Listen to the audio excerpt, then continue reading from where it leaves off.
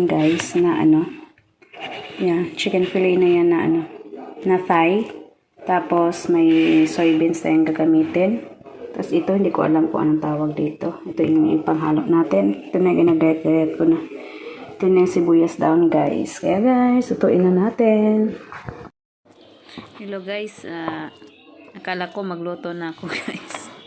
Nakalimutan ko, maghihiwain ko pa pala yung boneless na na thighs ng manok. Akala ko kasi nakaano na yan. Yun pala kailangan ko pang yan siya, i-slice ng maliit. Nakalimutan ko kasi sobrang madali ko na kasi galing kasi kami sa labas niya ng alaga ko. Alas 12 na kami nakauwi. Kaya madali ako magluto. Kaya yun, hindi ko na naisip na may anuhin pa pala ako. I-slicing ko pa pala yung boneless na thighs ng manok.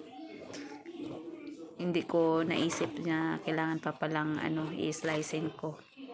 Akala ko magluto na ako diretso. Okay guys, just still watching. Thank you.